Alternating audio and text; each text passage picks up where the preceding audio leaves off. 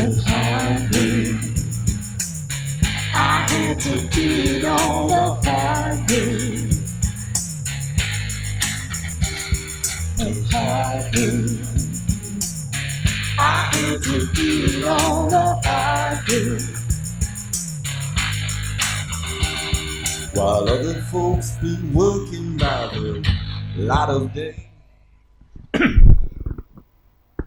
Buenas noches, señoras y señores, jóvenes de todas las edades. Bienvenidos a una nueva edición de Crisol de Cultura, el programa de la noche de los sábados en televisión Ferrol. Saludos muy cordiales a todos cuantos nos siguen a través de internet, con muy particular afecto a nuestros espectadores de Hispanoamérica. Por cierto, que hace apenas unos días tuvimos noticia de un espectador en Argentina. En fin, por la curiosidad simbólica, ¿verdad? Bueno, bien, hoy nos van a ocupar las recientes elecciones generales que el pasado día 28 de abril tuvieron lugar en España, naturalmente. Para todos aquellos no españoles o vinculados a otras geografías, no deja de tener interés de todos modos por muy variadas razones. O sea, yo le aconsejaría a todos y a cada uno que permanecieran atentos a cuanto vamos a decir. Bien, vamos a ver, yo creo que se trata de establecer por qué se produjeron estas elecciones y así en principio y en realidad a través de la conversación que vamos a mantener, hablaremos de los antecedentes, de las circunstancias de las mismas elecciones con sus referencias previas y naturalmente de las consecuencias potenciales que todo esto pueda tener. En una reflexión crítica que cada uno de nosotros vayamos a aportar, en fin, y en cierto modo a comentar con todos ustedes, con todos vosotros, en el salón de casa o donde quiera que nos vean. Bueno, a tal fin de conversación, naturalmente, además de acompañado por Emilio Saldaña, como de costumbre, buenas noches, Emilio. Hola, buenas noches. Nos visita hoy, ya lo anuncié la pasada semana, Mariano Durán. Mariano Durán estuvo aquí hace bien poco y, por cierto, ya lo voy anunciando, va a repetir la próxima semana. No es que se apunte cada semana a venir, pero ya explicaré por qué. En todo caso, por algo que los seguidores habituales del programa saben que forma parte de un cierto compromiso previo. En todo caso, la experiencia primera con Mariano Durán en plató fue realmente agradable en todos los sentidos. Y entonces, hoy, naturalmente, recuperamos su presencia y a mí me complace particularmente tener oportunidad de presentarlo, de saludarlo. Se ha de decir que Mariano Durán es profesor de química, ahora mismo en situación jubilosa, un poeta de mérito, de particular mérito, a cuya obra nos referimos precisamente en la última ocasión que estuvo aquí, y un hombre de formación, vamos a decir, con carácter casi apelando a lo renacentista, humanística, de particular relevancia. A mí me complace muy especialmente siempre su conversación. Bueno, buenas noches, Mariano, un placer recibirte como de costumbre, ¿verdad? Buenas noches, un placer estar aquí, muchas gracias y por favor no me hagas sonrojar. No, qué va, lo que digo no obedece sino a un criterio y en todo caso a un reconocimiento recto de lo que es. Gracias de nuevo. Bien, vamos a ver, por ponernos un poco en situación, ¿no? Los antecedentes, decíamos, circunstancias y conclusiones, ¿verdad? Es decir, consecuencias potenciales de las elecciones del pasado día 28 de abril. Bueno, yo creo, y ya os lo paso para que le entréis cualesquiera de vosotros, yo creo que estamos todos de acuerdo, porque, en fin, tampoco es que estemos descubriendo el Mediterráneo, que fue la actitud del por entonces presidente Rajoy,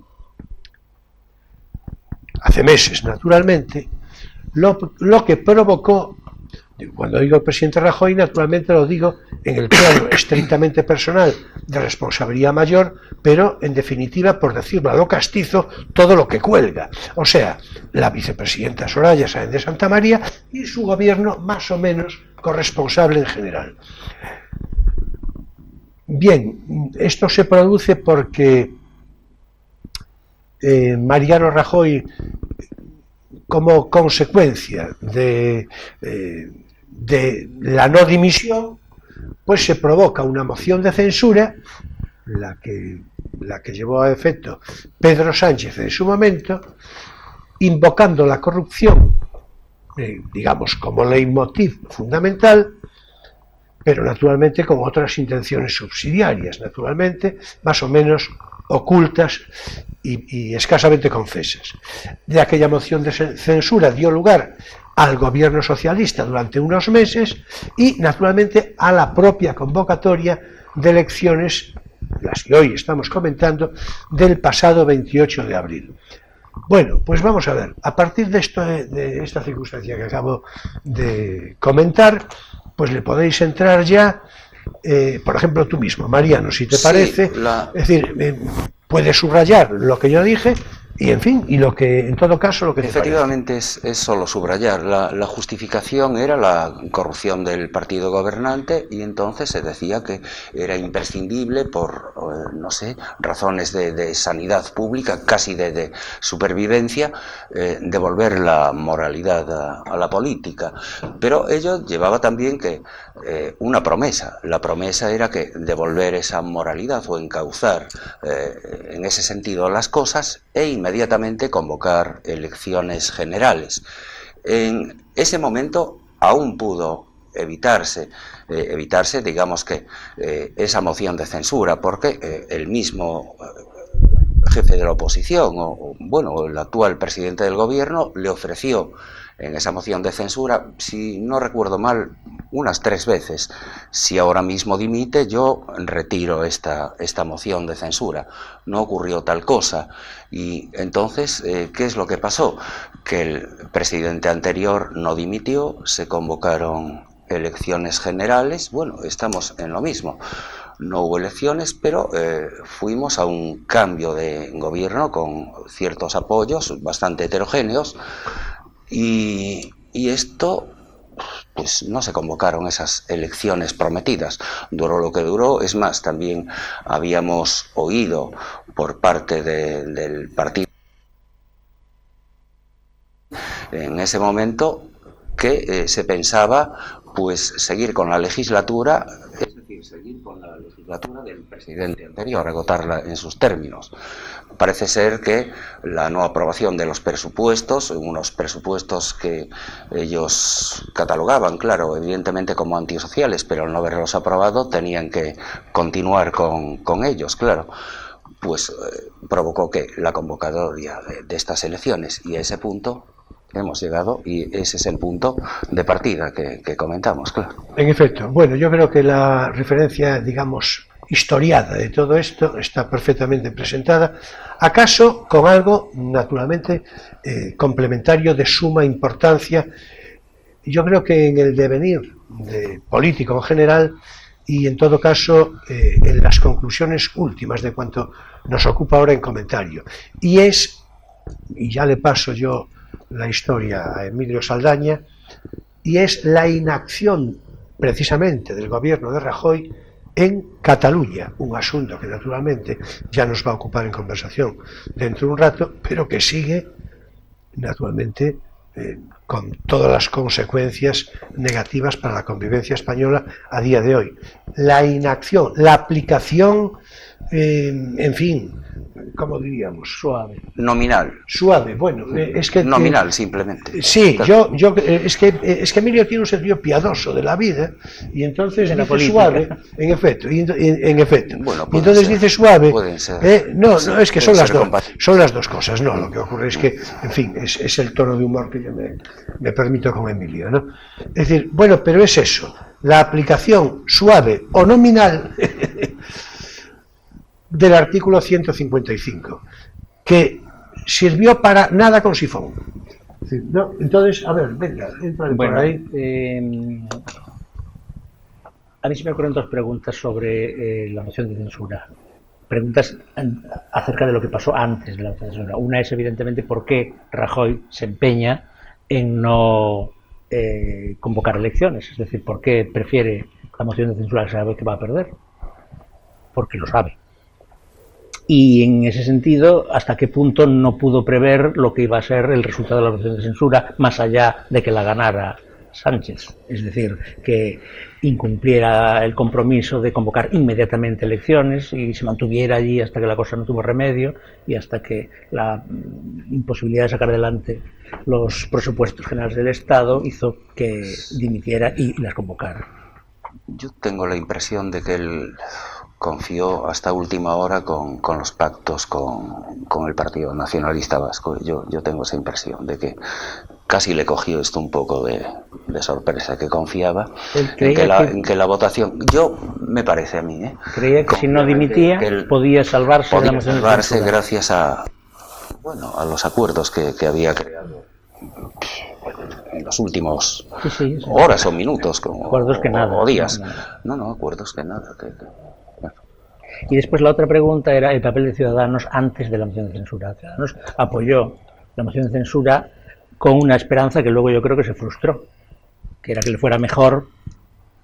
¿Creía realmente Ciudadanos que Sánchez no se iba a quedar tanto tiempo y agarrado ahí a la poltrona? ¿Creía que realmente iba a hacer lo que decía que iba a hacer, es decir, convocar inmediatamente o casi elecciones? Seguramente lo creyó, porque a mí me da la impresión de que Ciudadanos creyó que ese era su momento, y de hecho las encuestas decían lo mismo, pero seguramente confió en lo que se dijo, porque lo que se dijo fueron esas dos cosas, devolver la moralidad y... Porque el momento de Ciudadanos hubiera sido, quizás, hubiera sido si se hubieran, pero si se hubieran hecho las elecciones. Al no hacerse, lo que hubiera sido quedó en nada. Claro. Entonces, que fue un error de cálculo de ellos, o pecaron de exceso de optimismo, confiaron demasiado en Pedro Sánchez. Parece que confiaron, claro. Yo creo que está un poco en la naturaleza de las cosas, de cómo suele actuar, me refiero en los últimos tiempos, Ciudadanos, ¿no? Yo creo que hay por una parte un cierto voluntarismo, una cierta ingenuidad, una cierta disposición equívoca ante las cosas, un tanto ambigua. Claro, eso provoca situaciones muy complicadas, ¿no? Yo, en lo personal, naturalmente, en fin, no quiero pronunciarme porque no es el ámbito adecuado, y mucho menos os lo pido a vosotros, ¿no? Pero yo, cuando Ciudadanos surgió en su momento, digo, en la vida política española más amplia, yo lo vi con alguna simpatía. Cuando dieron el salto de Cataluña... yo lo vi con alguna simpatía, pues, bueno, digo alguna, lo vi con simpatía, ¿no? Pues un poco por una referencia, digamos, de solidaridad con lo que habían hecho en Cataluña, ¿no? Sí, su claro, papel de resistentes, ¿no? En efecto.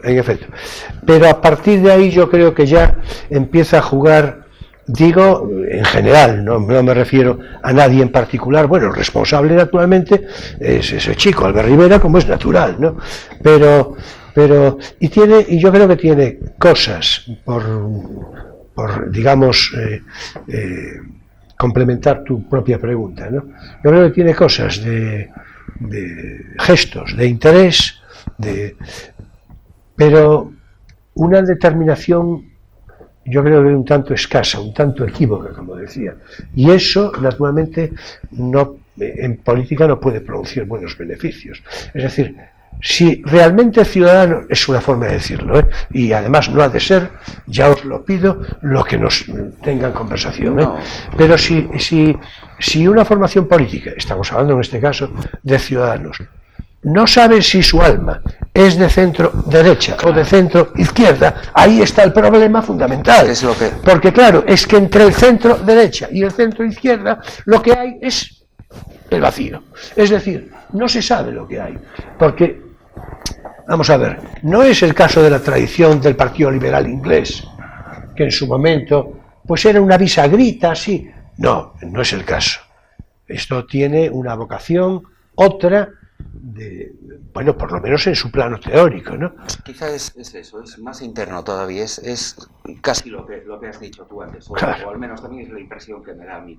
Un alma dividida Claro. por horas, es decir, Claro. a las 6 de la tarde Claro. soy liberal, a las Claro. 8 de la noche soy socialdemócrata o algo Claro, así, ¿no? claro, claro. Y Pero eso, eso nace dentro, claro.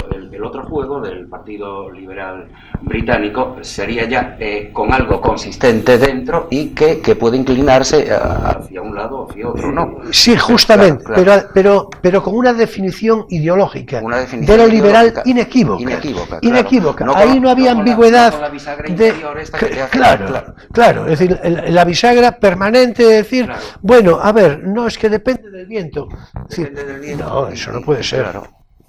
¿No? Entonces, en fin, yo creo que eso tiene, en fin, lo que tú demandabas, bueno, tengo por aquí una... Para ellos creo que tiene difícil conciliación, incluso en su interior, porque tienen que decir una cosa y después, claro. Es que una cosa son las convicciones y otra cosa son las circunstancias. Claro. Si tus convicciones cambian en función de la estrategia necesaria que dicta el momento, entonces no son realmente convicciones. Claro, eso es lo que quise significar, Claro. sin haberlo explicitado, Puramente. en fin, de una manera tan concreta y clara. pero Es que es eso, es que es eso. También es un poco más trágico, entre comillas, ¿no? Que a lo mejor se cree en esas dos almas alternativas, ¿no? En cada momento se cree en una de ellas y eso lo hace más Bueno, yo doloroso y yo- melancólico, no sé, ¿no? Sí, sí, a lo de melancólico me sumo, porque yo creo que hay una cierta melancolía en esto, ¿no? En todo caso, por redondear el comentario de Ciudadanos, perdón, en todo caso, lo que sí hay es un reconocimiento de que si le llegan votos de la izquierda, más o menos, y le llegan votos de la derecha, en fin, con la interpretación que esto pueda tener, bueno, pues es evidente que difícilmente puede gestionar una formación de estas características un proyecto en España con garantía de seriedad de gestión, quiero decir, como a mí me parecía. En todo caso, bueno, ya tenemos que pasarnos a otro plano, porque si no esto, en fin, ya sabéis que va a galope tendido, ¿no? Vamos a ver, pronto vamos a referirnos a Vox, por razones obvias, en fin, de todo orden, ¿no? Pero en principio me parece que sea de comentar, por cierto, con la brevedad posible, algo que resulta muy importante, y es la disposición de los medios audiovisuales, que yo creo que continúa siendo el principal referente de influencia y con la consecuencia de conformar la opinión pública. Yo creo que esto es muy claro. Al margen de que las redes sociales tengan un protagonismo más o menos marcado, yo creo que las corporaciones audiovisuales tienen una marcada influencia decisiva, creo yo, a ver cuál es vuestro parecer. Y claro, lo que sí es de reconocer es que la gran mayoría, esto, en fin, lo explicabas tú muy bien, bueno, digo en conversación aparte, la gran mayoría de emisoras de televisión, de cadenas de televisión, tiene un marcado referente ideológico muy concreto, en lo que podríamos llamar, yo creo que se puede decir el nombre, ya lo cité yo aquí alguna otra vez, y digo que se puede decir porque, en fin, está muy lejos de no ser cierto, que es verdad, en fin, absoluta y además porque le va a importar muy poco al señor en cuestión. El grupo de Roures, es decir, esto es el grupo de Roures. El rourismo. El rourismo, sí, el rourismo o rouresismo, ¿verdad? Es decir, pues provoca, yo creo que sí. Bueno, ¿qué os parece esto antes de entrar ya en nuestro espacio de recomendación de lectura? A ver. Hombre, desde un punto de vista teórico, los medios influyen. Es verdad que hay redes sociales, pero yo creo que influye más la televisión y los periódicos todavía. Es decir, no ha habido un vuelco en el ámbito de influencia. Entonces, yo creo que es verdad que había una posición contra Vox desde todas partes, pero tiene su lógica. Porque la izquierda porque es izquierda y la derecha porque Vox le iba a quitar votos. Y entonces aquí se juntaron el hambre y las ganas de comer. Entonces todos estaban deseosos o de ningunearlo o de presentarlo como la gran amenaza apocalíptica. Entonces, claro, aunque los medios hubieran sido de otra posición, yo creo que era difícil mantener una objetividad porque tanto la izquierda como la derecha ganaban con que Vox desapareciera o se redujera. Pero es verdad que los medios han presentado una visión sesgada. Sin duda. En una Además de la Junta Electoral, que eso es algo que vamos a comentar en un momento, ¿no? Yo quería decir que efectivamente Vox fue la presa apetecida por todos, el caramelo para todos, pero en cuanto a lo de los medios audiovisuales, es decir, todo lo que conforma una opinión, yo haría una prelación. Primero, evidentemente, los medios audiovisuales, y ya sabemos cómo están, concesión, etcétera, es decir, bastante que orientados o inclinados o escorados. Después, la prensa escrita, después la radio, quizás, ¿no? Y por último, las redes sociales. Pero todo esto, no debemos olvidarnos que cae ¿sobre qué? Sobre una opinión pública que, al menos en las dos últimas generaciones, ha sido educada de cierta manera. Sí, bueno, me parece del todo pertinente dejarlo aquí porque yo, que estoy totalmente de acuerdo con eso y que incluso iba a hacer un comentario de este orden, si os parece ya lo hacemos, en fin, ya cuando retomemos esta historia, porque ahora es tiempo para nuestro espacio divulgativo. No tienes por qué saberlo.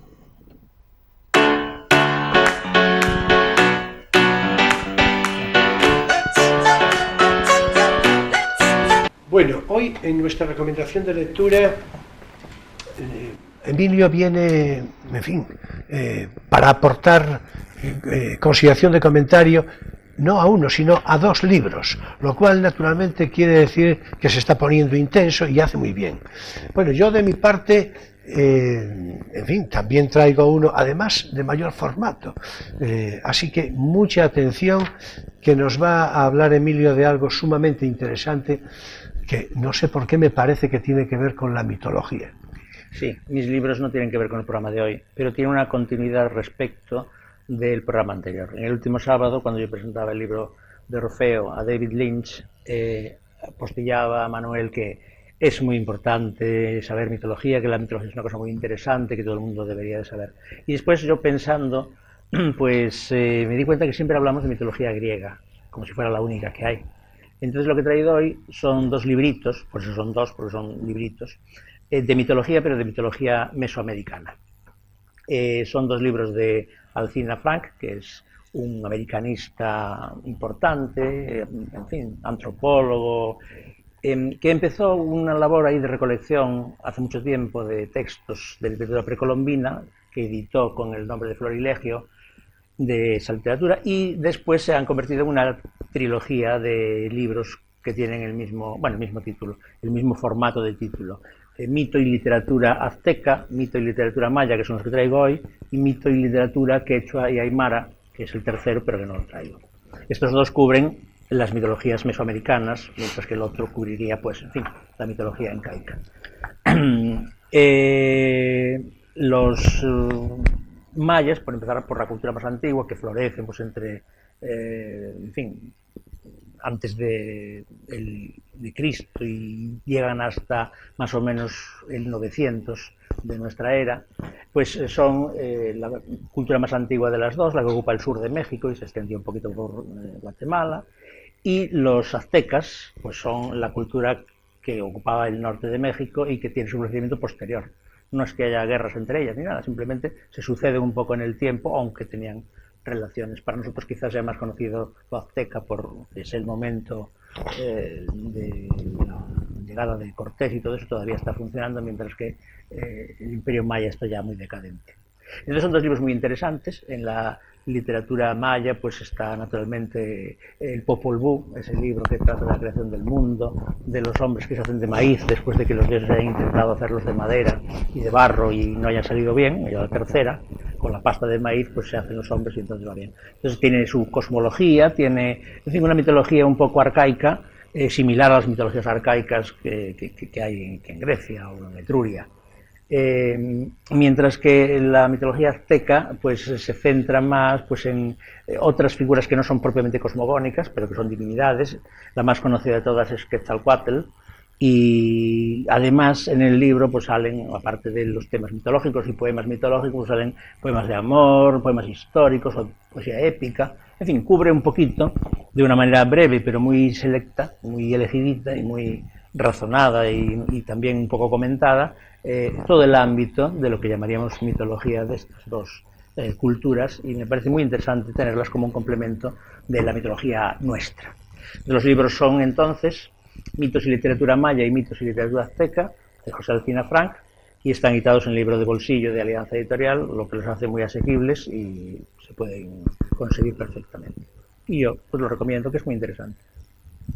Bueno, en efecto, yo creo que con el tono persuasivo que suele darle Emilio a estas cosas, yo creo que está perfectamente claro que, además de lo atractivo que siempre es la mitología, es decir, sí, el último día cuando yo hice ese comentario, en efecto, hablaba de la grecorromana por proximidad a nosotros, ¿no? Más la nuestra, pero claro, naturalmente, pero el hombre es un animal simbólico y religioso, entonces por lo tanto hay una tradición, en fin, histórica conocida que se va a la noche de los siglos, ¿no? Bueno, pues vamos a ver. Voy a toda prisa, yo digo a toda prisa y ya me vais disculpando porque es que la intención del programa era sumamente ambicioso y ya veremos si la disponibilidad del tiempo lo permite. Bueno, hasta donde sea posible. En todo caso, tendré que abreviar algo más de la cuenta. Vamos a ver. Yo hoy traigo un libro que naturalmente muestra a la cámara retratos españoles bastante parecidos. Su autor, Ernesto Jiménez Caballero. Hay que decir que Ernesto Jiménez Caballero, alguna vez hablo yo de sabios, pues bueno, en realidad era un sabio, pero un sabio, ¿cómo diría yo?, con referencias y virtualidades artísticas, con... Bueno, esto no se aguanta. Polifacético. Sí, polifacético. Yo creo que además... Cosa muy corriente en la vanguardia, porque piensa que, claro, yo qué sé, Lorca tocaba el piano, Alberti pintaba, Gómez de la Serna hacía de todo. Bueno, naturalmente todos los que acaba de citar Emilio fueron amigos, cuando menos conocidos, y en todo caso con trato frecuente, de Ernesto Jiménez Caballero, del que se habla poco por cuestiones que ya no quiero ni referenciar, pero naturalmente por eso la sacamos de paseo aquí en Crisol de Cultura. Bueno, vamos a ver, retratos españoles bastante parecidos, es una lectura recomendabilísima que yo creo que diciendo esto ya sería suficiente, pero daré unas breves pinceladas mínimas de qué trata aquí Ernesto Jiménez Caballero. Pues, por ejemplo, habla de Loyola, de San Ignacio de Loyola, pero lo emparenta, bueno, ya me vais disculpando, lo emparenta con Lenin. Es decir, con Lenin. Es por eso que se cayó el libro. La Compañía de Jesús, es decir, la Compañía de Jesús, parece que no, pero tiene unas referencias. Bueno, Stalin había estudiado en un seminario. Claro, justo, por supuesto. por supuesto. Bueno, pues vamos a ver, habla de Loyola, pero voy a citar, me voy a permitir citar algunas cosas ya, porque así también, si me hago al libro, pues naturalmente el libro se caerá con más dificultad. Vamos a ver, por ejemplo, define a Cervantes de una manera, que es otro naturalmente, de los biografiados, con un epígrafe que dice: así surgió el Quijote. Y dice de Cervantes: ¿quién soy? Un hidalgo de un lugar de la Mancha, que estuve un día con Juan de Austria en Lepanto, y combatió en Túnez, y sufrió cautiverio por Dios y el rey en Argel, y preparó la armada invencible, y amó a una princesa. En fin, yo creo que esto es puro Jiménez Caballero. Es decir, yo creo que esta es una definición. Habla también, por ejemplo, de Jovellanos, al que nos vamos a referir después con algunas poesías más o menos de carácter épico. Jovellanos, una personalidad a la que podríamos dedicar de largo un programa, ¿verdad? Bueno, y al propio Jiménez Caballero. Habla de Jaime Balmes, al que llama Kierkegaard catalán. Antonio Machado, un caballero andaluz. Pero también habla de Ortega, de Eugenio d'Ors, de Marañón, de Picasso, de Dalí, de Buñuel, de García Lorca. Esos son los que conocía, todos los conoció, por claro, supuesto. A Bergamín, a Rafael Alberti, no sé si lo dije, lo digo. Y desde el punto de vista político, a Prieto, a Indalecio Prieto, a Azaña, a Rafael García Serrano, a Ramiro, el precursor. ¿Quién era Ramiro, el precursor? Ramiro Ledesma Ramos, claro. A José Antonio, el mártir, no tengo que decir quién era José Antonio. A Franco, el victorioso, mucho menos tengo que decir que Franco era el victorioso, ¿no? El victorioso. Pero digo, los epítetos los pone él. Los pone él, por supuesto. Claro, no los pongo yo, los pone él, los pone él, los pone él. Bueno, y después un detalle, digamos, de mucha contemporaneidad, bueno, de ahora mismo, que tiene que ver con alguien que por otra parte lo conoció muy bien, con el que hizo alguna magnífica entrevista en los programas literarios culturales que dirigía Fernando Sánchez Dragó. Yo recuerdo perfectamente la entrevista que le hizo a Ernesto Jiménez Caballero, no sé si más de una, y que la tengo grabada en la memoria porque aquello fue una exhibición extraordinaria, pues de todo, de eso que naturalmente pues reconocemos como cultura humanística, como referencia artística, como conversación erudita, en fin, un poco de todo. Bueno, pues le dedica un capítulo a Sánchez Dragó y ojo que la edición es del año 85. Y dice la disidencia o Fernando Sánchez Dragó, con lo que naturalmente no puedo estar más de acuerdo entonces y ahora. Además la disidencia, yo mismo. En fin. Es para pararse, pero de una manera particular, englosar y glosar cosas de este libro tan absolutamente atractivo, que corre por otra parte con fotografías muy interesantes, ¿no? Por ejemplo, cuando se refiere a Alberti, y es una forma de terminar, ¿no? Bueno, es que no hay ni un solo renglón desaprovechable, ¿no?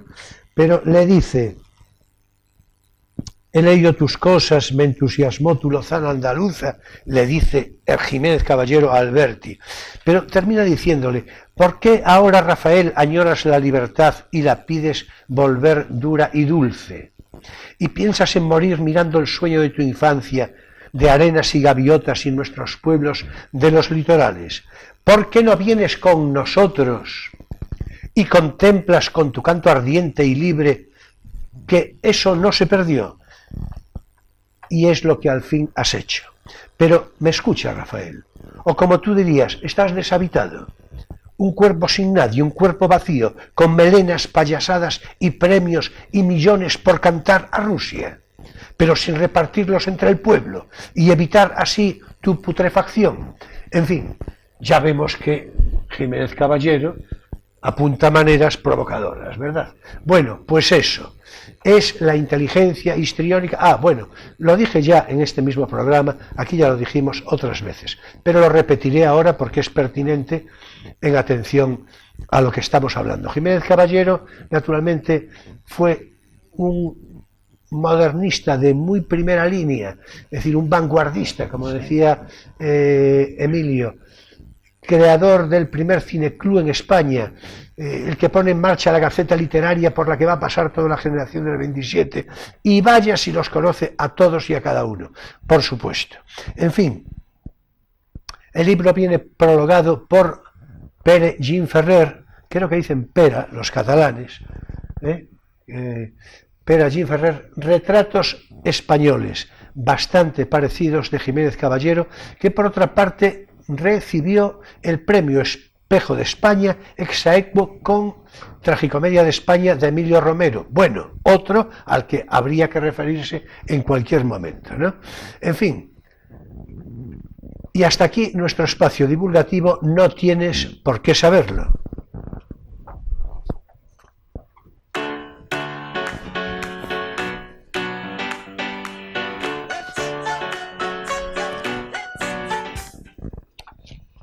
Bueno, ya seguimos con nuestra conversación, a ver si le damos un cierto orden a todo esto, porque, vamos a ver, decía Mariano Durán hace un momento que las nuevas generaciones que tienen... Al menos las dos últimas. Sí, que tienen el peso de, naturalmente, de un sistema de educación, pues no sé cómo decir, casi lo decís mejor vosotros, que os dedicáis a la docencia. Es decir, pero yo creo que, en fin, es bastante conocido que tiene que ver con un cierto, desde el punto de vista cultural, informativo, del concepto de España y todo esto, naturalmente es algo muy desnudo, ¿no? Bien, en todo caso, apuntaba hace un momento Mariano Durán que al hablar de los medios audiovisuales, que el grupo, él se refería al grupo audiovisual realmente, claro, pero en realidad lo que es evidente que es la izquierda política, pues se arroga la representación de la cultura con una insultante, dice Mariano, y digo yo, e injustificada y cursi convicción de superioridad. Y ahora agrego yo que tiene además en la opinión pública mayoritaria una sorprendente aceptación. Claro, ¿por qué? Precisamente por lo que venimos diciendo. Porque lo consideran como un dogma incuestionable. La izquierda representa la cultura y la cultura es la izquierda. En fin, y es que la sociedad, tal y como acabamos de apuntar, formada por generaciones escolarizadas durante los últimos 40 años, con alfalfa ideológica, con alfalfa doctrinal, genuinamente acrítica, muy ideologizada y con estímulos reflejos además violentos ante la disidencia, pues aquel que no acepte este principio, vamos a decirlo como con Newton, ¿no?, de cultura, pues naturalmente ha de resultar inmediatamente sospechoso y de inmediato calificado y descalificado, pues ya se sabe como facha, fascista y esas lindezas más o menos a propósito. En definitiva, que la inteligencia, el discurso del conocimiento, el esfuerzo reflexivo, el pensamiento elaborado, todo eso está sometido a la ausencia de criterio, a la ignorancia analfabeta del fanatismo militante, del estúpido que se recrea en la papilla de la igualdad tan mal entendida. En fin, esa perversión demagógica que le suministran cada día por tierra, mar y aire personajes e instituciones sin escrúpulos. Bueno, y como ya lo dije, ahora ya, en fin, vamos a ver, claro, vamos a ver. Yo creo que el fenómeno que decíamos, no nos podemos parar demasiado, pero el fenómeno contra Vox y todo esto, yo creo que tiene que ver con un contexto parecido, en fin, que ya fue en cierto modo comentado, ¿no?, hace un momento, comentado hace un momento. Vamos a ver, a mí me parece, porque si no el tiempo se nos va a echar encima, y yo esto quiero decir lo que ya sabéis que lo quiero decir, y además que lo hablemos, ¿no? Hay una frase de Arturo Pérez Reverte, lo puedo decir porque naturalmente es de él, ¿no? Que tiene un cierto espíritu de aquello de Borges, de que la democracia es un abuso de la estadística. Tiene algo de ese espíritu. La frase de Arturo Pérez Reverte dice, pero a ver, de nada sirven las urnas si el que mete la papeleta es un analfabeto. Bueno, pues naturalmente la frase puede ser fuerte, dura, pero desde luego es reveladoramente clara. Y esto me lleva a pensar, ya lo comenté yo con mis queridos amigos y contertulios de hoy, dije que pensé inmediatamente en el concepto de ineptocracia, un concepto elaborado y explicado por Jean d'Ormesson, Jean Do, como corría a modo, digamos, más coloquial, el novelista y ensayista francés, por otra parte fallecido hace bien poco, a finales del año 2017. Me parece citar mínimamente la personalidad de este señor porque no es seguro que sea demasiado conocido. Miembro de la Academia Francesa, decía de sí mismo: soy un hombre de derechas con creencias de izquierdas. Era un caballero a la antigua usanza, con una educación pulcra y exquisita, excelente conversador, refinadamente culto. En fin, ya vemos todo un seductor, que a pesar de haber trabajado durante muchos años y con pasión por todo, lo que más le gustaba del mundo, decía, son las mujeres. En fin, que es algo de entender por según quién, desde luego por mí sí. Amigo personal de François Mitterrand, lo encarnó precisamente en una película dirigida por Christian Wissen. Y bien, veamos a qué llama ineptocracia Jean d'Ormesson. Mucha atención, que merece la pena. La ineptocracia es el sistema de gobierno en el que los menos preparados para gobernar son elegidos por los menos preparados para producir, de tal modo que estos últimos, los electores, son regalados con bienes y servicios pagados con los impuestos confiscatorios abusivos sobre el trabajo y la riqueza de unos productores en número cada vez más descendente. Todo ello promovido por una izquierda política, populista y demagógica que predica teorías que sabe perfectamente que han fracasado allí donde se han aplicado, pero que del todo conoce que está dirigiéndose a personas idiotas. Menos mal que era amigo de Mitterrand. Llega a ser enemigo. Bueno, ya tenemos el concepto de ineptocracia, en fin, explicado, y yo creo que le podemos entrar por ahí a las consideraciones sociológicas derivadas de esto, si estáis de acuerdo o no. Sí. ¿Estáis de acuerdo? ¿En lo fundamental estáis de acuerdo? Fundamental, sí. Yo me gustaría decir que, claro, es la primera vez quizás que nuestros gobernantes es la generación del EGB, evidentemente, sí, ya por cuestión de edad generacional. Y entonces, seguramente los gobernantes son lo mismo que los ciudadanos, a los que, claro, a los que la educación, el silencio de los intelectuales, la garrulería excesiva de los pseudo-intelectuales, ¿no?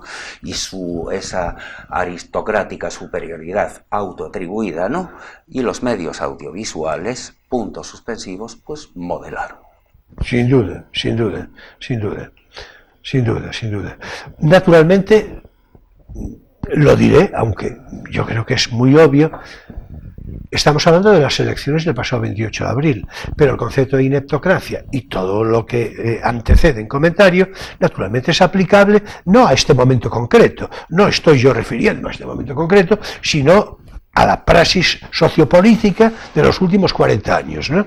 Y seguramente no sea bueno que gobiernen los filósofos, pero hay tanto espacio entre una cosa y otra. No, bueno, esto no sé si nos va a dar tiempo, pero hablando de los debates, si conviene, en fin, vamos a ver. Vamos a empezar por explicar, y ahora ya, porque ya si no nos quedamos sin ello, me parece de interés particular explicar de una manera pedagógica, tal y como Mariano Durán nos lo va a hacer, cómo funciona la ley electoral. Digo, en nuestro sistema la llamada ley DONT. Vamos a ver cómo funciona, porque es sumamente interesante. En fin, cuáles serían sus posibles alternativas y demás. Veamos cómo funciona, sobre supuestos prácticos, la ley DONT. Adelante, Mariano. Y el ejemplo práctico es una provincia que, por ejemplo, que tenga 3 diputados. Vamos a considerar que hay 180.000 votos válidos emitidos. En el voto válido emitido cuenta el voto en blanco, no el nulo. Y que la barrera electoral en el Congreso de España es el 3% de los votos válidos, es decir, de los votos emitidos por un partido y los votos en blanco. En este caso, con esos 180.000, la barrera electoral para cualquier partido sería de 5.400 votos. Bien, pues aquí supongamos que tenemos un partido A, un partido B, C, D y E, y los votos que tienen son esta primera columna que marco aquí. 63.000. Vamos a ver si le podemos dar ahí un zoom adecuado. Ya lo tenemos. El partido A, lo que representa, estoy leyendo por detrás, el 35%, 48.000 el partido B, lo que representa el 26,67%, 28.500 el partido C, lo que representa el 15,83%, 12.000 el partido D, lo que representa el 6,67%, y el partido E con 5.000 votos es el 2,78% de votos válidos. Por lo tanto, se queda fuera y ya no entra en el recuento. Ya no entra a repartirse estos 3 escaños. Bien, lo que se hace, lo que dice la ley DONT, es que se divide cada cantidad de votos de un partido entre 1, 2, 3, es decir, números naturales, los que se cuentan con los dedos, hasta el número de escaños por provincia. En este caso tenemos 3 divisiones y ya están aquí representadas en este gráfico las 3 divisiones para cada partido. Por ejemplo, el partido A tiene que 63.000, 31.500 y 21.000 respectivamente. Y así con todos. Una vez hecho esto, pues evidentemente el primer escaño va a la cantidad mayor. En este caso me voy a permitir rodearla con un círculo y ya está atribuido el primer escaño al partido A. Como vemos, esa cantidad ahora ya no cuenta y hay que buscar la siguiente cantidad de mayor valor, que veríamos que es la del partido B. El segundo escaño está ya conseguido por el partido B. Y ahora miramos la siguiente cantidad de mayor valor que le toca otra vez al partido A, con 31.500. Ya están todos los 3 diputados de esa provincia pues ya entregados. Y algo curioso también para ver es que si miramos el cuadro de abajo, los 3 escaños se repartieron, el partido A 2 escaños y el partido B 1 escaño. El partido A tenía el 35% de los votos emitidos y ahora el tanto por ciento de escaños que le quedan en esta tarta es de 2/3, o sea 66,67%, lo que marca evidentemente la diferencia y la intención de esta ley electoral. El partido B, bueno, ya con lo del partido A está bien claro cómo funciona esta ley que pretende concentrar los escaños en los partidos más votados. Bien, lo dejo un momento y ya. Y el C y el D se quedaron sin nada. El C y el D se quedaron sin nada, claro. Y el E ya no entró ni siquiera en la cuenta por la barrera electoral del 3%.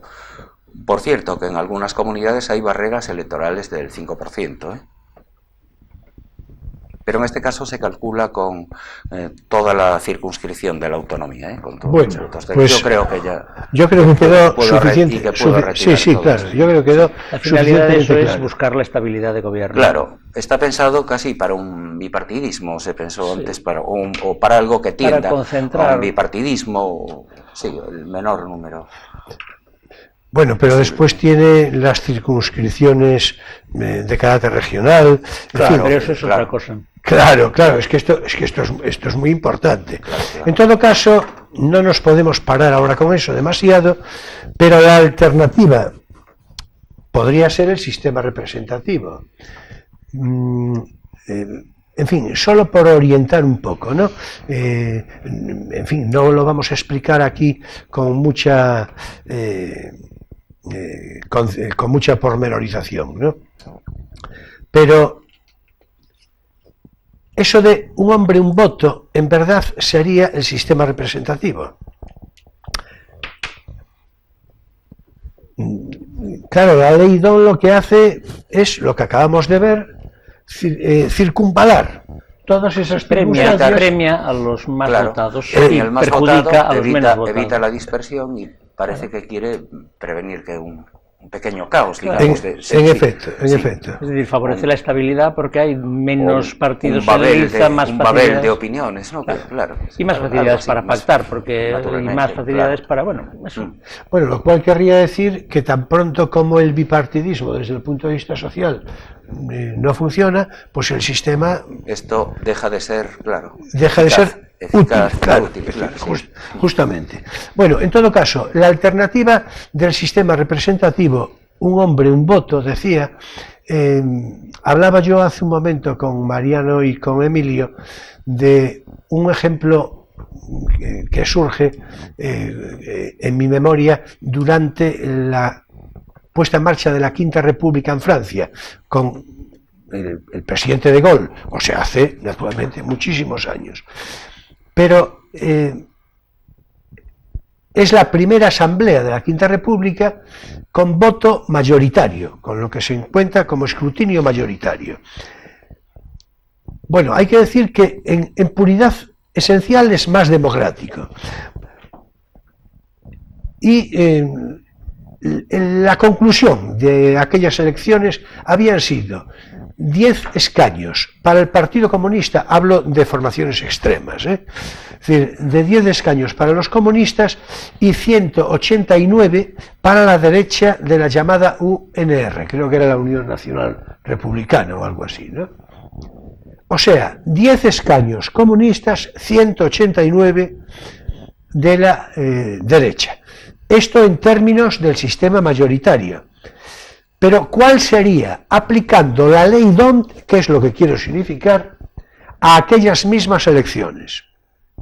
Bueno, pues esto está perfectamente calculado y habría sido que los comunistas habrían pasado a tener 88 escaños, no 10, sino 88, y la derecha política, en su caso la UNR, pasaría a tener 82, o sea, no los 189 que tenía.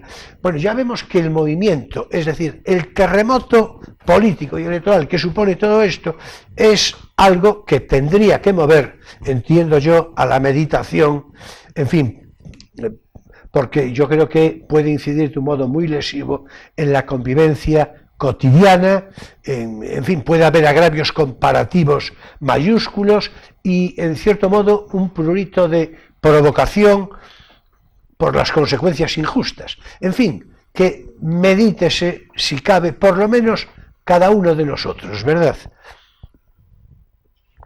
Bueno, pues bien, vamos a ver, después de los resultados de las elecciones, que naturalmente no vamos a decir porque ya son conocidos, ¿qué puede esperarse para España? Porque, por ejemplo, Cataluña decía, y yo creo que es muy importante, es muy manifiesto que se trata de un problema que persiste, acaso todavía agudizado. Es decir, ¿cómo lo veis? Vamos, ¿cómo lo veis lo de Cataluña y lo de España, el resultado de las elecciones en general? En fin, lo que os parezca de decir. Hombre, Cataluña como situación de descontento, esto lo hubo siempre. Lo que ocurre es que ahora hay una situación desde los sucesos del 1 de octubre, que yo creo que eso nos quita a todos, que energías es una herida abierta, una herida, claro. Que tiene que tener una solución, evidentemente. De hecho, Rajoy lo intentó, ¿no?, con 155, pero claro, de esa manera, ¿no? Sí, naturalmente, claro, de la manera que ya dijimos, con lo cual hace peor el remedio que... Hombre, se supone que era una medida temporal. El 155 no era una solución, era la solución a aquel desafío. En aquel momento, no a lo que hay detrás del desafío, es decir, a la cantidad de gente que quiere independizarse. Yo no hablo ahora mismo de lo que hay detrás del desafío. Hablo de que si veis que el desafío aún continúa, evidentemente, y si la herida del desafío está sangrando aún. Sí, es decir, a ver, yo creo que desde un punto de vista de resultados electorales, los partidos independentistas alcanzaron niveles cuantitativamente importantes. Es decir, vamos a ver, se puede decir, y si hay una mayoría de independentistas, pues ¿qué se le va a hacer? Bueno, yo creo que sí que hay que hacerle algo, pero esto es mi opinión. Quiero decir, el que haya una tendencia, la que sea, no desde el punto de vista político, sino en general en la vida, el que haya una tendencia, es decir, uno no es desahogadamente lo que quiere ser, sino lo que debe ser. Entonces, claro, vamos a ver, es que no es posible que Cataluña resulte que toma una deriva independentista, pues porque hay una inacción de gobierno, hay una política educativa relajada y contraproducente en los últimos años, en fin, una serie de cosas una serie de cosas que sabemos. Yo no me quería referir de todos modos solo a Cataluña, citaba el caso de Cataluña porque es un manifiesto problema que sigue ahí y que yo creo que, como dije, está agudizado. Pero bueno, ¿qué os parece que puede ocurrir en la evolución de la sociedad española a partir de los resultados electorales? Es decir, bueno, en fin, o como queráis enfocarlo. Pero es que estos resultados están incompletos. Estamos en campaña electoral también. Hay que esperar a que venga el siguiente capítulo. Bueno, eso sí, eso sin duda. Sí.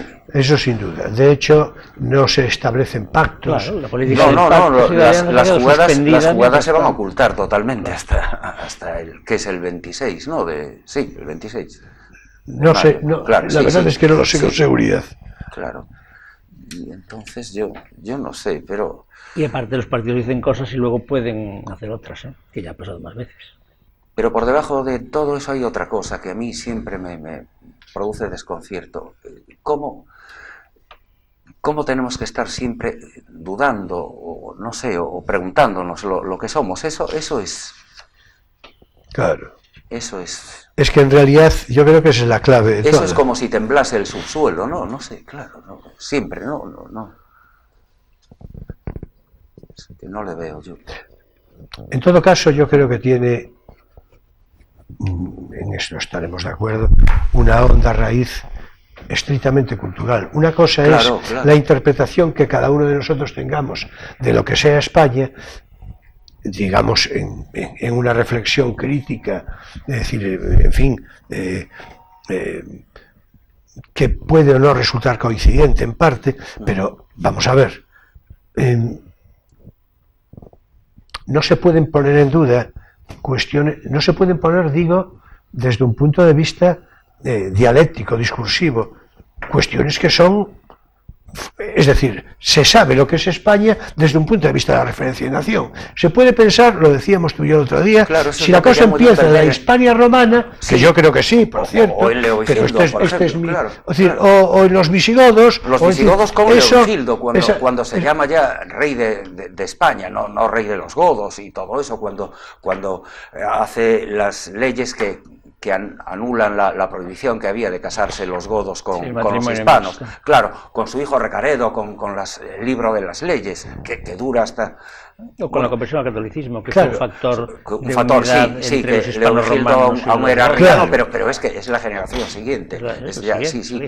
Claro, entonces es eso, es lo que llamo yo el subsuelo, es ese perder todas esas energías que ¿cómo podemos, no sé, dedicarnos a algo? Pero esos son hechos en los que hay que creer, porque si en esos hechos no se cree, Entonces el Claro, sentimiento pero y la convicción... hablábamos de Roma hace unos días, pero claro... Pero no eso sé, tiene que ver una con el adanismo consolidación, cultural claro, al que me refería hace claro, rato. una Claro, consolidación es que en la civilización, en la cultura. No, claro, es ya desde Roma, decir, desde Roma, claro. Claro, el adanismo cultural 2000 años, no puede 2000 años, influir claro. en la política de ninguna manera. De ninguna manera. Eso tan generalizado de decir, es que yo también puedo opinar. No, bueno, ya le diré yo si puede usted opinar o no, Yo ya me se refería verá. más bien a la tendencia contemporánea a identificar el sentimiento con lo que es y lo que hay. Claro. Yo me siento tal significa yo soy tal. Claro, a eso O me yo refiero. me siento tal significa yo tengo derecho a tal. No, no, claro, de ninguna manera. Es decir, Claro, vamos a ver, es que hay conceptos, por eso lo citaba, oiga, usted podrá estar de acuerdo en una consideración más o menos próxima de lo que sea España, pero es que además es una cosa sumamente triste, porque esto prácticamente no ocurre en ninguna nación que haya tenido influencia, por favor, claro. que haya tenido influencia formal y decisiva en la historia y en la proporción, además, que la tuvo España. Es que es una cosa... España es de las más decisivas, si no la más decisiva en, Claro. en la humanidad, ¿no? Claro, es que es una cosa realmente... Es que es... Vamos a ver, como concepto es absolutamente intolerable. Es que no puede ser, es que yo me siento o no me siento. Bueno, pues mire usted, que usted se sienta o no se sienta, pues es un accidente circunstancial, Claro, pero usted no puede informar la sociedad en función de... Claro, eso provoca una reacción violenta, generalmente, Sí. por parte de estas personas, que además enseguida se dice que como son mayoritarias, pues es igual. Es decir... las mayorías, esas mayorías sociales a las que se refieren, viene determinado, repito, por el adanismo cultural. ¿Hay una responsabilidad del Estado? Bueno, mayúscula, de todos los gobiernos de los últimos 40 años.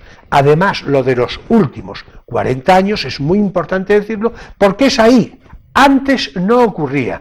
Antes había un concepto discursivo en el que desde el punto de vista ideológico pues tenía uno, digamos, aprensión o proximidad a un régimen político, en fin, el franquismo entonces, pero lo que no había ninguna duda es lo que era España. Es decir, no había ninguna duda. Había una interpretación, repito, pues seguramente más o menos evolucionada de lo que se quería que fuera. Pero, a ver, el concepto, es que esto es fundamental.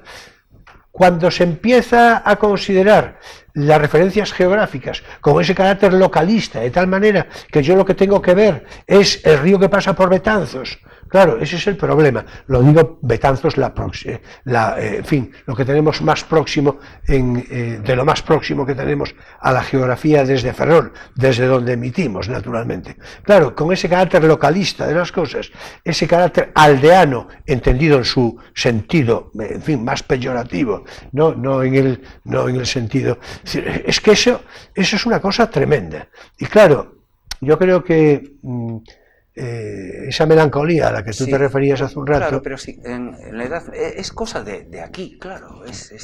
Pero, ¿cómo nos percibían en la Edad Media cuando había que algún concilio y llegaban obispos de los reinos medievales? Los españoles, todos, ¿eh? Eran todos. O sea, desde fuera, claro. Claro, por supuesto. Es que yo creo que Bueno, en todo caso, ¿tú lo ves de una manera parecida o no? ¿Cómo lo ves? Yo veo el problema de creer en esos hechos o no. Los hechos, son constatables, están en los libros de historia, pero si no producen la convicción de pertenencia, entonces esos hechos no funcionan como tales hechos.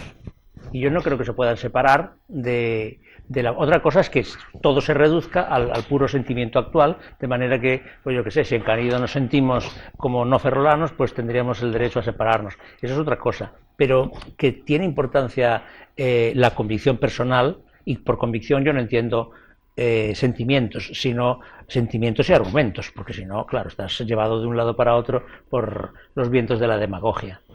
Claro. ¿Cómo conciliar una cosa con la otra? A ver, es que yo creo que los vientos de la demagogia y la falta de un discurso cultural, de una persuasión pedagógica adecuada, es decir, es que todo tiene que ver con eso. Vosotros os dedicáis a la docencia, yo creo que lo sabéis muy bien. Es decir, todo tiene que ver con un discurso digamos, de una cierta sugestión, entendido en su mejor sentido, ¿no? Los hechos. En la física es más fácil, ¿verdad? Claro, Aunque alguien diga yo, la verdad es que a mí no me va lo de la ley de la gravedad, tal, se cae igual, ¿eh? Sí, claro, ahí sí que sí. Los hechos no tienen que producir convicción. Es tu problema, si no estás convencido, es que... Bueno, pues en realidad yo creo que habría que aplicar algo semejante.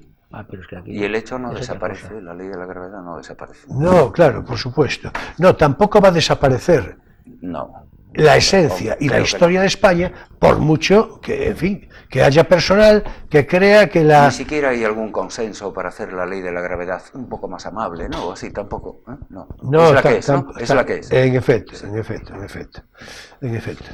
Bueno, pues a ver, ¿queréis decir algo más así a modo de resumen general de Sobre esa? lo que nos espera, bueno, ya te digo, dependerá de lo que pase en las próximas elecciones. Todo cambiará, o yo creo que cambiarán las actitudes ante los posibles pactos, que los posibles pactos son los que son y los que serán. Pero la actitud de receptividad o de decisión cambiará en función del resultado. Si se Bueno, al recupera principio... el PP, si Sí, crece además... Ciudadanos, si cae Podemos, si el PSOE se reduce. Y sobre todo, Eso... si no hay digamos, un contrapoder, ¿no? Con respecto a ahora, es decir, si los que han perdido ahora no recuperan ciertas cuotas de poder, claro, eso... Sí, bueno, yo iba a preguntaros, no para hacer de oráculos, pero... No sé, por ejemplo, Comunidad de Madrid o Ayuntamiento de Madrid... Sí. Sí, pero está claro que no se va a extrapolar directamente claro, el resultado de unas a las otras. Claro. O si lo extrapolas, ya nada. No, pero es que eso no funciona así. Porque ya nada me refiero a que nada, no lo digo por mí, lo digo por los que han perdido las elecciones, que abandonen toda esperanza. Yo me refiero a que en las elecciones locales votas mucho más a las personas que a los programas. Mucho más en comparación con la política nacional. Y no te digo ya con la europea. Yo casi me refería más a las autonómicas, al poder autonómico. No me digas así, y municipales. Sí, bueno, en todo caso, hace un momento, al principio del programa, hablamos algo de Ciudadanos, de su, ¿no? En fin, de cómo nos referimos también a Vox. Yo creo que Vox tiene unas características muy concretas que la hacen pues rechazable por algunos, por muchos seguramente, y la hacen adherirse por muchos otros, naturalmente, sí. Pero yo creo que Vox obedece fundamentalmente a referencias de afirmación patriótica, entendido en su mejor sentido de la palabra. Es decir, y a partir de ahí, naturalmente, después cuestionado por ejemplo, por eso no está de acuerdo con las autonomías, por ejemplo, al margen de los matices, es decir... Pero eso es completamente legítimo. Claro, bueno, y a veces, y a lo mejor hasta demostrable. Otra cosa es que es el modo claro, que proponga para acabarlas. Claro. Sí, justamente. Pero, por ejemplo, cuando se habla de fascismo y todo eso, y yo no quiero, claro, defender a nadie, pero los hechos son los hechos. Por ejemplo, su programa económico no es un totalitarismo de Estado, es todo lo contrario. Sí, justo. Y ningún fascismo o comunismo puede entenderse sin esa presencia, ¿no? del Estado en todo, claro. Sí, sin duda. Porque yo...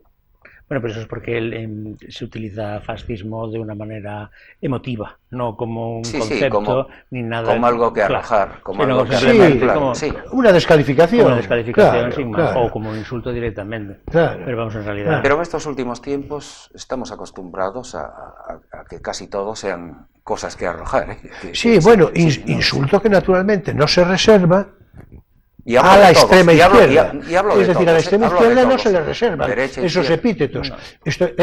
Digo, a la extrema izquierda en general, y ya no digamos a personajes como, a entidades como Bildu o filoterroristas, a esto no se les dice nada. Es una cosa realmente yo creo que es esclarecedora del maniqueísmo, de la perversión del lenguaje, ¿no? Yo diría que del doble rasero. Claro, claro, claro. Bueno, realmente Vox dio mucho juego, para todos. Sí, para derecha, para izquierda, para bueno, todos. hay que Sí, decir sí. una cosa, ¿ves? Esto sí me he olvidado yo, porque es una reflexión de interés. Vox acabó, creo que, consiguiendo 24 escaños. 24, sí. Sí, y hay que decir que para unos, en fin, esperaban bastantes más y para otros fue un disparate, ¿no? En fin, no se sabe. En cualquier caso, 24 escaños por el actual sistema de Don que acabamos de describir.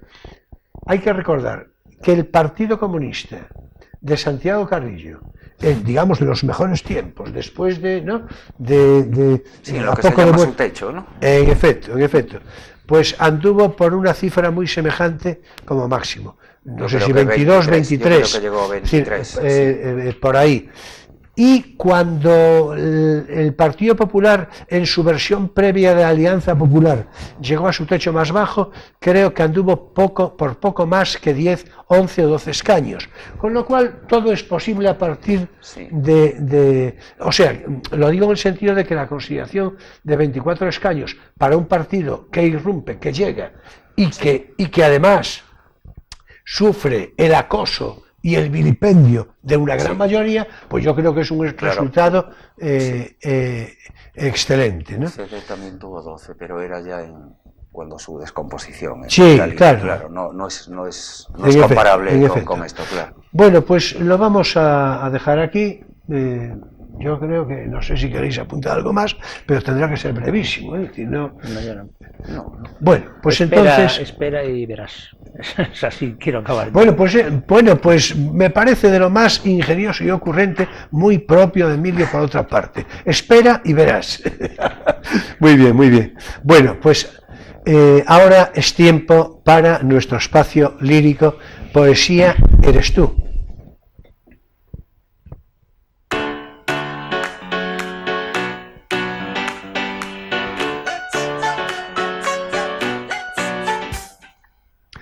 Bien, y si este programa de hoy en Crisol de Cultura fue algo atípico, porque en realidad nosotros de cuestiones directa y estrictamente políticas no solemos ocuparnos, pues con el espacio lírico de hoy ocurre algo parecido, porque hoy voy a citar, a referirme, a dar noticia de la personalidad política y también poética, pero en fin, esto ya lo vamos a matizar, de Gaspar Melchor de Jovellanos, que por cierto, Gaspar Melchor de Jovellanos, le faltaba Baltasar, ahí se ve un poco el, ¿verdad? Seguro que eran racistas. Sí, seguramente, ¿verdad?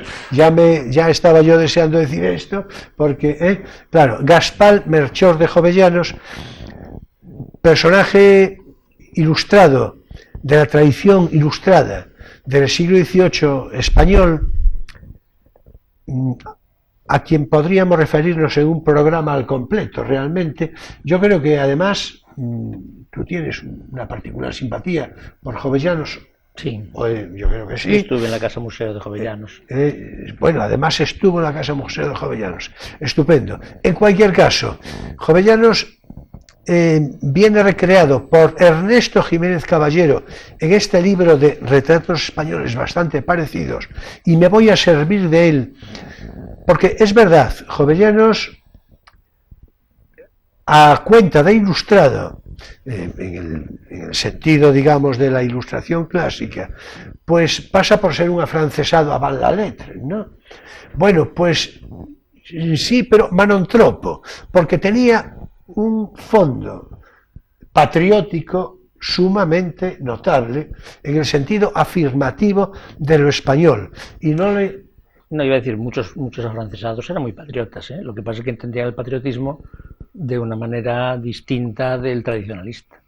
Sí, bueno, distinta del tradicionalista es más o menos explicable, Porque el razonable. tradicionalista quería decir en aquel momento absolutista.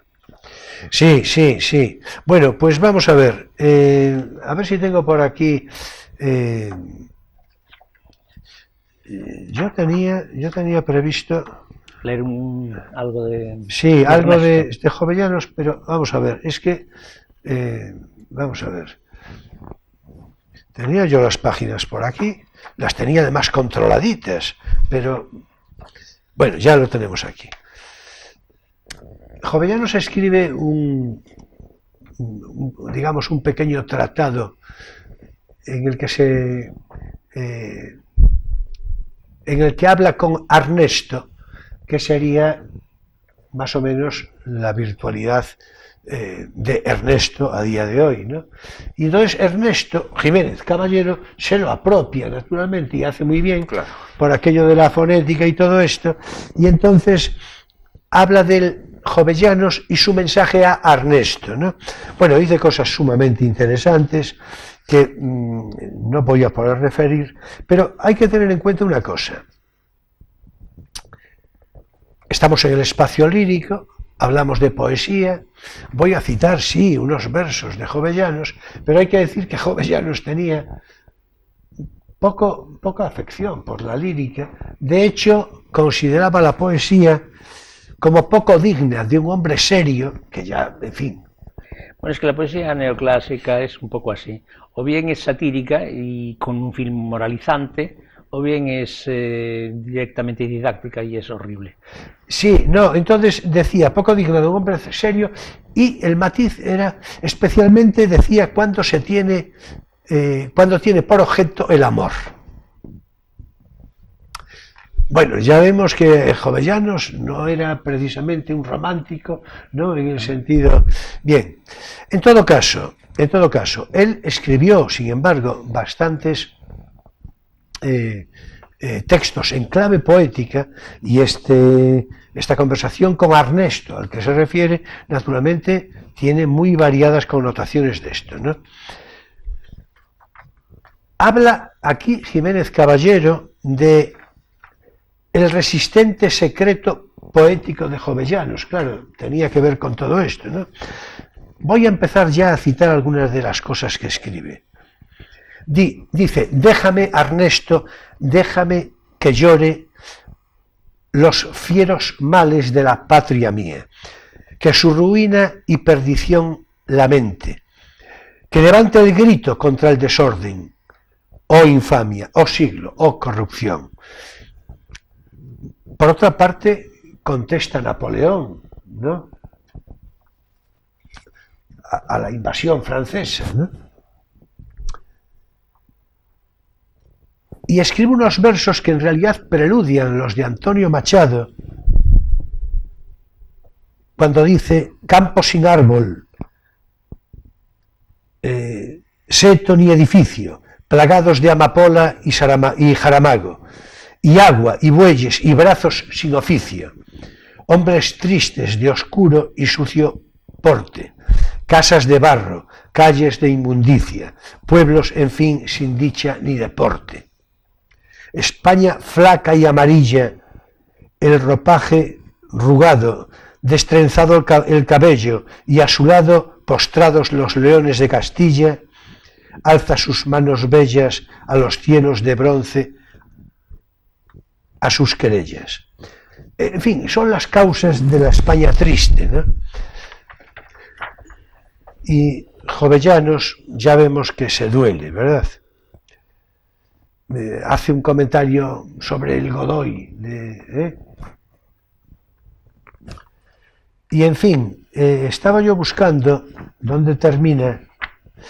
Sí, porque esto, en fin, es un poco lo que dice, pero Jovellanos, y son palabras de Jiménez Caballero, dice, y en eso estuvo el secreto resistente de su genio montañés y católico, supo distinguir moralmente y no vaciló en pelear contra el usurpador, el violador de la sacra independencia territorial y soberana de España, y escribió así, por cierto, con brevedad, que en realidad brevedad en cuanto a lo que yo voy a leer, que esto es más amplio, pero dice así, a las armas, valientes Astures, empuñadlas con nuevo vigor, que otra vez el tirano de Europa, el solar de Pelayo, insultó. Yo creo que está muy claro. Es decir, Pero para nosotros, a lo mejor, para un alumno mío, lo del solar de Pelayo ya, bueno, y lo del tirano de Europa, bueno, es evidente. menos Bueno, lo de insulto, que eso sí que lo entendería, el resto no sé yo. Bueno, yo creo que es muy a propósito lo que dice Emilio, porque corrobora lo que veníamos comentando. Claro, eso ya, Esto de, ya se reflejó. claro, justamente. Ya Es se decir, reflejó antes. lo del tirano de Europa y lo del solar de Pelayo, ¿tú crees que hay No te alguna conté, dificultad? te ¿No? pregunté en tercero de la ESO quién era Alejandro Magno y me dijeron que era el hijo de Carlos Magno. Carlos Magno, Alejandro Magno. Exactamente. Bueno, pues, La lógica del apellido. en fin. Dice Que podría haber Jerez, sido al revés, por otra parte, ahora que lo pienso. Podría ser Carlos Magno el hijo de Alejandro Sí. Magno. Pero, ¿cómo podrían saberlo ellos? ¿No? No, nada. Claro. Pues la intuición que tuvo la niña era que Sí, el padre sí. era Alejandro y el hijo era Es que- Carlos. No, al revés, que el padre era Carlos y el hijo era Alejandro. Yo creo que porque Alejandro es un nombre muy común entre los adolescentes. Hay muchísimos Alejandros. Actual, sí. Sí, De moda, se de moda puso, ahora, se sí. puso, sí, Ya se lo puso asimila hace más a algún un tiempo. nombre de hijo que a un nombre de padre, Sí. me parece. Bueno, con palabras de Jiménez Caballero, yo creo que este final que cito es muy hermoso y hondo de lo que Jovellanos proclamó en su mensaje a Ernesto, que Ernesto Jiménez Caballero casi se lo apropia, ¿no? En fin, y hasta aquí por hoy nuestro espacio lírico, poesía, eres tú.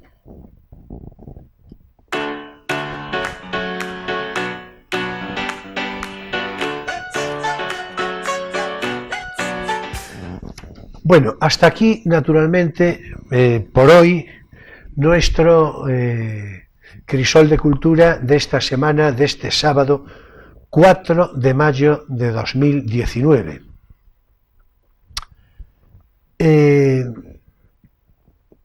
La próxima semana nos visitará de nuevo, ya lo voy anticipando, Mariano Durán, como ya por otra parte cité, me parece ya de principio. Pero pertinentemente nos visitará Mariano Durán porque habíamos quedado hace unas semanas, no tantas, en redondear el comentario sobre la antigua Roma, algo tan atractivo como la antigua Roma. De tal manera que la próxima semana, en un programa, en una conversación atractivísima, vamos a recopilar lo que en su momento hablamos sobre la antigua Roma, en fin, con sus derivaciones marcadamente interesantes, incluyendo naturalmente la Hispania romana, Claro. en fin, y redondearemos el comentario.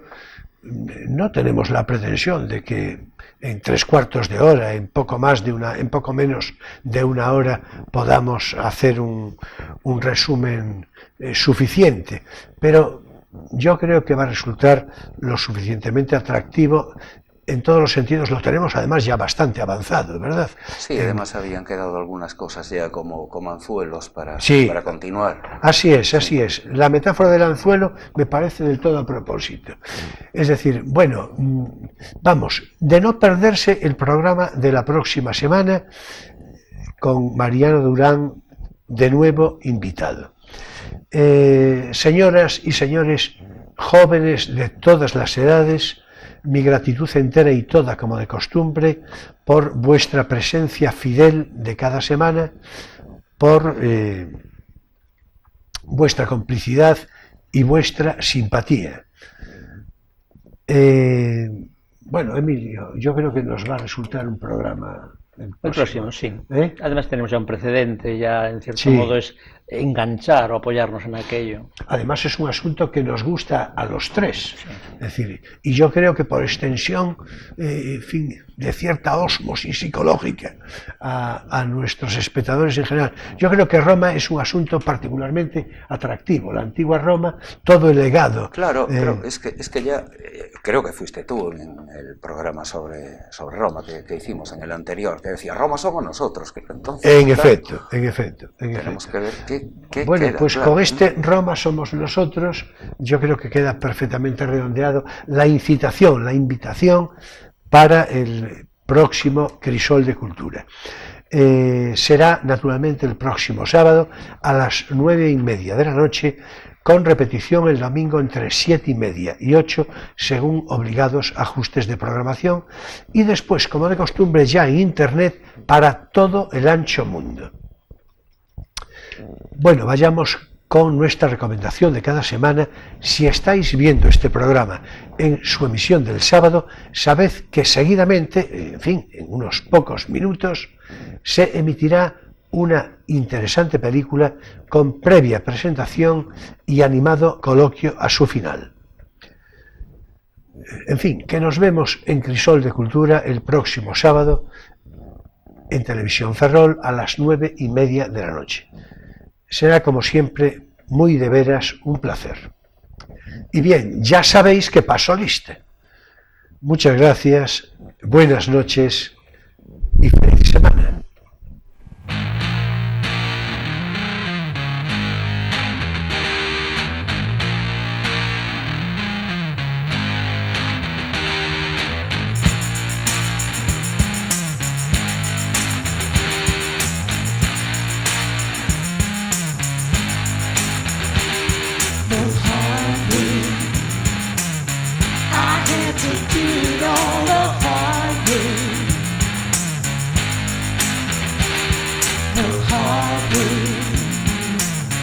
I had to